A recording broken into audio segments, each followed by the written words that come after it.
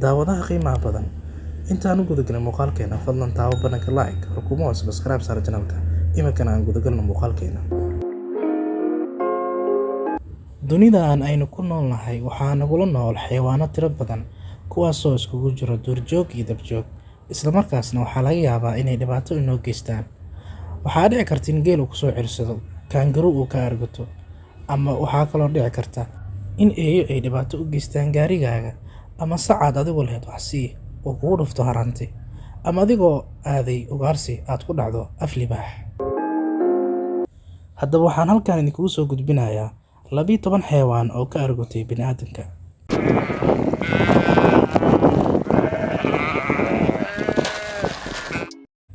Number 12, haramcad ka argutay ninkii lahaa. Dhammaanteen waxaan ka dharagsannahay in haramcadku ka mid yahay xayawaanada sida daran wax u ugaarsada. Xitaa markaan ka daawanayno TV-ga ama internetka, dhammaanteen waxaan dareennaa cabsi badan. Laakiin bal ka warrama haddii aan sameyno waxa ay sameeyeen qoyskan xoolo dhaqatada ah kadib markii ay weerareen haramcad ka cunay xoolahooda.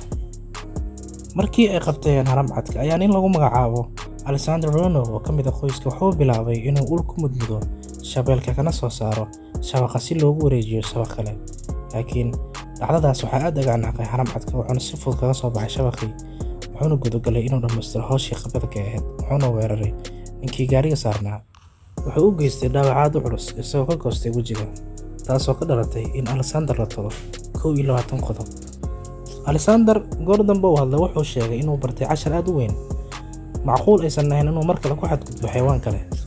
saaxiibadan jecelna waxaan mar kale idin xasuusinaynaa inay muhiim u tahay inaad subscribe saartaan channelka, like-na ku qabataan muuqaalka. Number 12, ido baahan oo la dagaalamay ninkii lahaa. Haddii aad isku daydo inaad qashqashaado qof cunto cunaayo, dabcan waxaad kala kulmi doontaa jawaab caro leh.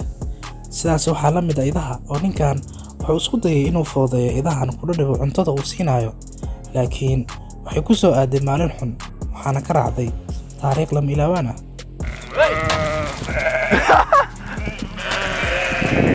ninkan nasiibka badan wuxuu ka badbaaday bacdan uu isticmaalayo gaashaan ahaan. haddii kale xalku sidan uu ku doonaan lahaa, wuxuuna wajihi lahaa khatar badan. Number 10, ay ka argutay ninkii dhibaateeyey. sidaan la socono, eygu waa saaxiibka ugu fiican ee bini'aadamka marka loo fiiriyo xayawaanaadka kale, laakiin mar qaar dadku waxay hilmaamaan aqliga uu leeyahay eyga iyo sida uu dhaqsi badan yahay. magaalada Chongqing waddanka Shiinaha, nin ayaa wuxuu la kulmay aarsi midkii ugu xumaa kadib markii uu waraatiyey ey uu agmarayay. laakiin jawaabta uu la kulmay ninkii ayaa noqotay mid hadalhayn badan dhalisay. kadib markii eygii uu weeraray gaarigiisa oo ku baakinaa bannaanka, wuxuuna ka soo saaray shaagii ku xirnaa gaariga, wuxuuna u geystay dhibaato aad u ballaaran. ninkaan marna uma filaynin in jawaab celinta eygaan ay sidaan noqon doonto, wuxuuna korsaday dabcan cashar aad u weyn, wuxuuna ka shalaayay haraatidii uu eyga kaga dhuftay kelida markii hore. Number 9, sac waxay yeelaysay maamadii lahayd. had iyo jeer dhalmadu waa xaalad aad ugu adag noolayaasha dhammaantood, mana aha keliya wax u gaara bini'aadamka. marka aan fiirino saca markii uu dhalo, wuxuu wax walba ku sameeyaa sidii uu ku badbaadin lahaa carruurtiisa. wuxuu sidoo kale sac u leeyahay naxariis aad u ballaaran oo uu hayo carruurtiisa. xitaa haddii ay dhacdo in carruurtiisa laga qaato, wuxuu bilaabaa inuu ooyo ama uu qayliyo. hase ahaatee waxa ku dhacay maamadan ayaa noqday wax la yaab leh. kadib markii ay isku dayday inay nadiifiso saceeda goor dhoweed umulay, waxayna isku dayday inay u dhaqaaqdo dhanka saca, laakiin waxay haraati lama filaan kala kulantay sacii, waxayna ku dhacday dhulka. Number 8, kangaroo iska dhiciyay nin weerar ku soo qaaday. haddii ay dhici lahayd ciyaar isboorti oo u dhexeysa bini'aadamka iyo kangarooga, waxaa caadi iska noqon lahaa in la arko kangarooga oo qof bini'aadam ah kaga guuleysanayo ringaha gudihiisa. dabcan sheekadeena kama fogo kangarooga. kadib markii uu nin weerar ku qaaday xayawaanka loo yaqaano kangarooga si uu uga badbaadiyo eygiisa oo halis badan dareemayay, laakiin waxa uu ninka la kulmay ayaa la yaab ku noqday dadyooga caalamka oo dhan. kadib markii kangarooga uu isku taagay ninkii una diyaar garoobay dagaal, laakiin waxaa wejiga feer kaga dhuftay ninkii, wuxuuna soo badbaadiyey eygiisa.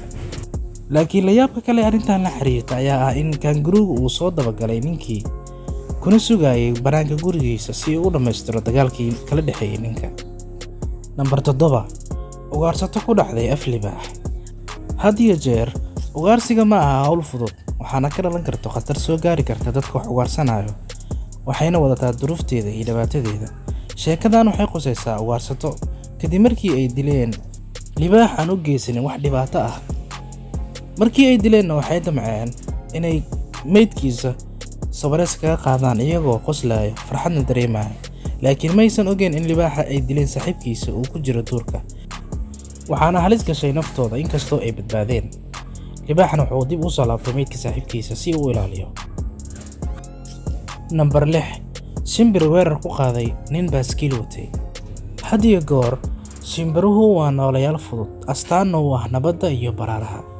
Hase yeeshee waxaa dhici karta marmarka qaar inaad kala kulanto weerar, laakiin weerarkaas ujeedadiisu ay tahay difaacid ay iska difaacayaan noolayaasha kale oo bini'aadamku ku jiro. Haddii aan gudagalno waxaa ku dhacay baaskiil ku tartamaan u dhashay dalka Australia. Waxaa dhacday isagoo socodkiisa iska wata inay soo weerarto shimbirtaan, iyadoo ujeedkeedu uu ahaa kaliya inay difaacato shabaqeeda. Number 5. Masbadeed halis geliyay gabar doonaysay inay dubato. Xayawaanka octopus ama masbadeedka wuxuu ka mid yahay xayawaanada ugu aqliga badan xayawaanaadka, wuxuuna xagga aqliga iyo garaadka kala siman yahay daanyeerta. Laakiin waxa ku dhacay gabadhan Shiinayska ayaa la yaab ku noqday dadyoga caalamka kadib markii ay la falgashay masbadeedkan iyadoo iska duubaysa kaamiro. Laakiin waxaa si lama filaan ah wejiga kaga dhigay masbadeedka, wuxuuna ku baahay wejigeeda oo dhan ilaa uu qarsoomay wejigeeda. Waxayna gashay halis aad u weyn, iyadoo goor dambe ku guuleysatay inay iska fujiso baalka, inkastoo ay soo gaareen dhaawacyo fudfudud. Number 4. Xayawaan xiradiisa ka cirsaday ninkii milkiyadiisa lahaa.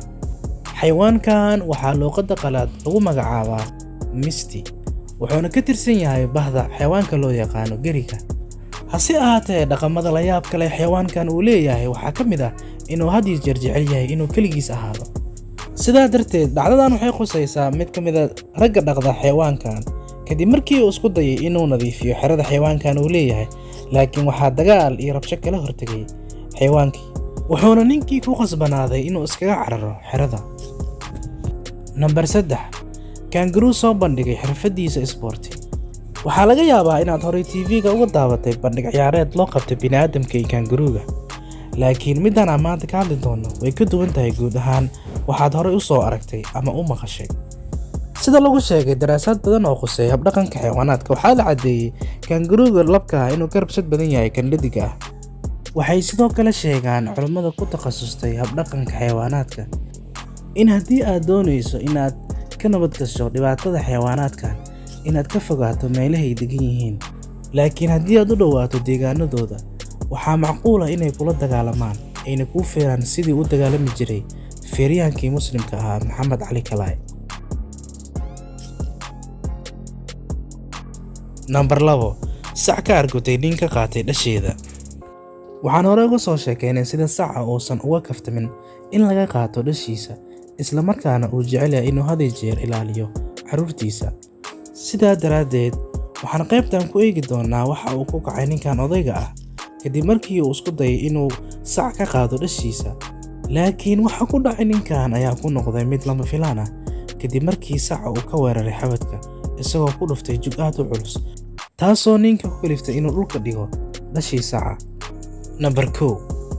Xayawaan ka argutay wiil yar oo qashqashaaday.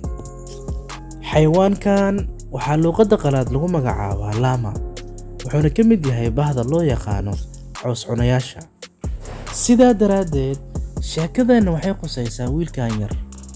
Wuxuu ku sugnaa goob xeeb ah oo ay joogeen xayawaanadan loo yaqaano llama. Wuxuu isku dayay inuu u dhawaado xayawaanadan si uu ula saaxiibo, laakiin waxa uu la kulmay wiilkan ayaa ku noqday wax lama filaan ah. Oo waxaa dhacday inuu wiilkii yaraa hor istaago mid ka mid ah xayawaanadii, laakiin waxa ku dhacay wiilka ayaa ku noqday lama filaan kadib markii xayawaanka uu wiilka kaga tufay wejiga candhuuf. daawadaha qiimaha badan, intii aad daawanayso muuqaalka haddii uu jiro xayawaan kaa yaabiyey, fadlan noogu reeb qaybta commentiga. Sidoo kale subscribe saar channelka, like-na ku qabo video si aan u soo badino muuqaalada noocan oo kale ah.